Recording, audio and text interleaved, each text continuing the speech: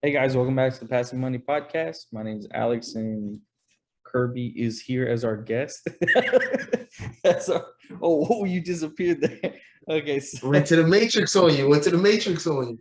all right, so okay, the topic we got on this video is using now, not even just for investing. I think it'd be fair to say, even if you're just looking to buy a home, but contacting the seller agent on the listing instead of going in with the buyer's agent, and why it's beneficial for you as a buyer, whether you're an investor or buying a home, why you should do that. So you said you wanted to add to that or wanted to go off of that. All right, so you can go. You got a question?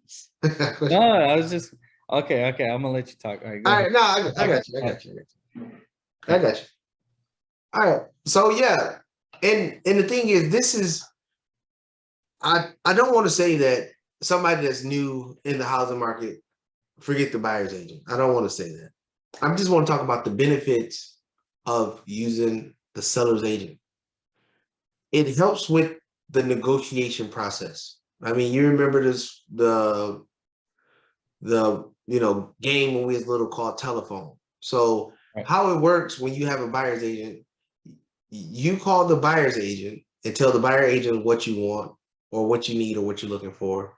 The buyer agent call the seller agent, tell them what they want, what they need, and what their buyers want, need, and stuff. Then that seller's agent has to tell the seller what the what the buyer actually said. So by the time the message get from you to 3 other people, the information has changed.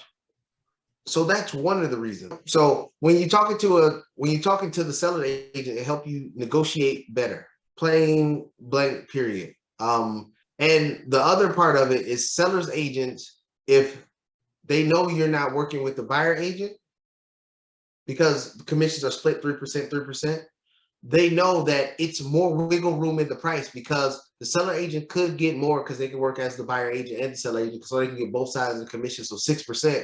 But they're willing to negotiate down more. They can negotiate the price down more because now they can still get the commission that they thought they was going to get with just a 3%, and you can get that taken off the price of the house. Maybe you can get 2% taken off the price of the house, and then you give this, the agent, 1%, so they get 4%. But it's still more than they was going to get as, just the one side of the agent offer. The other part of it, again, back to the negotiation part of it, is you eliminate that one person in the telephone game. You get the information directly, and that's one less person you have to wait on having a buyer agent, because like we said, it goes around that circle in the telephone game. So once the seller gives the information to the seller's agent, then it sends it to the buyer's agent, and it sends it to you. And then let's say these agents are out doing, or your agent is out doing something, showing other houses, trying to, bring in their income, then that's longer time you have to wait and delay to get the information you need. Because usually when you get under contract with the property, you have a set window to do your due diligence. If you're spending most of your due diligence time waiting for emails or phone calls back, that's taken away from the time you get to do your due diligence on the property. So that's how it helps out. Another good part, and this is why I usually always try to contact the seller's agent, is it lets me have the conversation. I'm one step closer to the seller to actually negotiate and find out what the seller is looking for, what the seller is looking for as far as the money. Like you were saying in the previous video, like when you're talking to a seller of an antique or something like that, they may need the money while they're selling you inventory, to pay a bill or something like that. But I'm one step closer to that, the seller, and then the seller agent might let it slip to say, why is they selling? And it's giving me different ways to work out how I can do this deal, either by seller financing or some unique financing, than going to a traditional bank paying those higher interest rates. And so those are the reasons why I use, and I like to talk to a seller's agent. But if you're uncomfortable talking to seller agents and you want to get a buyer's agent, that's fine. I mean, because really the price, the seller is the one that's paying the price. for paying the commissions. Really, but you're paying the seller, so you're really paying the commission. So you want to be able to get as much money as you can, or get the price down as much as you can. And the closer you can get to the seller, the better, because you're trying to get the price down as low as you can. Especially as an investor, you shouldn't be trying to pay list price unless the list price is just stupendous and it works in your model. But even as a home buyer, you want to get the lowest price possible because you want to be able to put more down towards the down payment, so your monthly payments are not as high. So in case some recession or something like that goes on, you can easily easily err. I don't even think that's a word, but you could be in a more comfort zone if you lose a job or something like that, where you can probably cover $600 to $800 a month in a mortgage payment. Then you buy it at a high price, and now it's $1,200 to $1,400 a month in a mortgage payment. So that's why I do it. So what are your thoughts on that, Alex? Yeah. Actually, I think we talked about this in one of our first videos. Did we? See, Mm-hmm. everyone thinks Kirby's older, but it's my brain that's slipping. But I remember, I think I remember talking about the that 6% commission that I could have saved myself when I bought my house, um, Mm-hmm. by not using an agent, because literally, and I'm sure this is probably just because it was with a builder, but going directly to the builder, they had their own office and everything. You come into the community right there on the corner, they had an office. You go in, you speak to the salesman, he shows you the plans on what they can build and different models and everything. And you work through the entire process with him and his lender. And the agent, as nice as she was never there. So I Right. did all the work with the salesman and the builder and the lenders. And at the end, she shows up for closing, and that was the only time. So by not using her, I could have saved 6% right off the top from that. Um, Right. and I'm sure it's just as similar going in, with buying a already built home, but that was something I had realized after the fact of getting my house. But yeah. Yeah. And the thing is so in your situation, I did the same thing when I built my home. I literally was there talking to the people, and then they just asked me, "Do you have an agent?"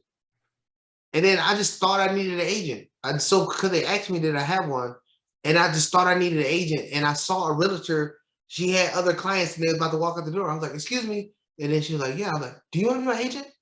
And she's like, "Yeah," and she just went in there and signed. That's Oh literally man. I was Yeah. already in the process, the whole thing, and then I thought I had to have an agent, so Yeah. that's how I found my agent.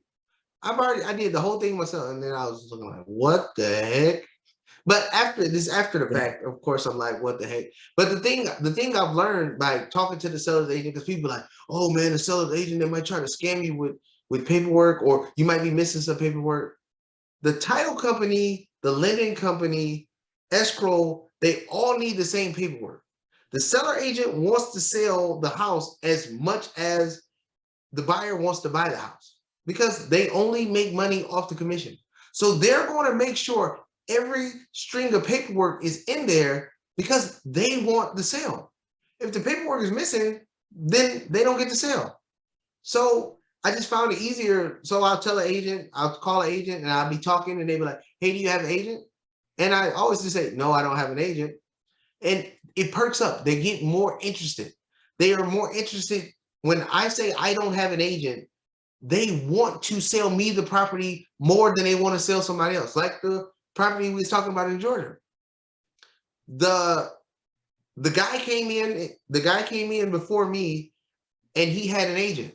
I did a walkthrough, and he told the real estate agent, that was the seller's agent. He was like, "Yeah, don't sell the property. I'm about to have my agent send you an offer." So then I called. So then I looked at the house. I talked to the seller agent. We did a walkthrough with the seller's agent, and then they came in and offered a higher price. But I told the seller agent, I'm like, "Hey, I'm not working with an agent." She was like, "By law, I have to tell the seller by law, I have to tell the seller the higher price. And I said, okay. I'm like, but I don't have an agent. And then magically, I got the property. And they offered a higher price. And because of course the seller, I mean the seller is going to ask the agent, say which offer you think is more secure, which one do you think is more for sure is going to drive it home to get the deal done.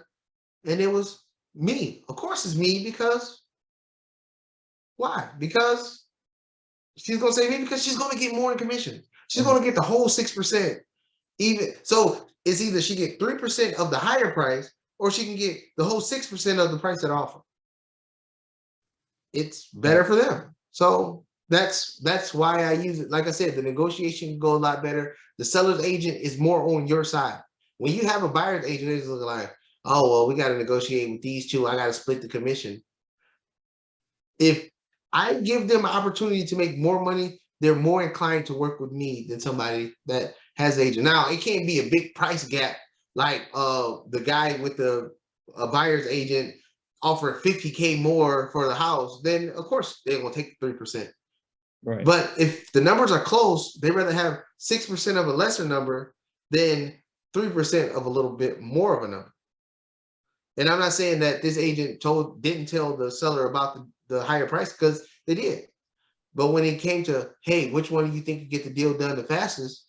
It was me, and it actually was me who could get the deal done the fastest. They're more inclined to say, hey, you might want to take this offer because this guy. And they have a little conflict of interest there, but that's the reason why I went to them. So they can have that conflict to push more stuff towards me.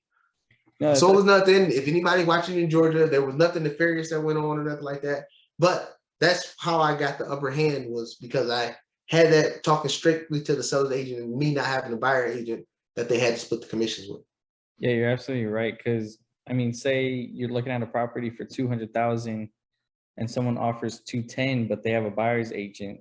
The seller's agent would get 3%, so that'd be 6,300. But if you don't have an agent, they get 12 grand. So they'd be working with you. Yep. It's in their benefit to work with me. Yeah, exactly. That's why I use seller's agent. Exactly. All right. If you guys like that video, like and subscribe, and we will be making more with topics related to these. We'll see you guys on the next video.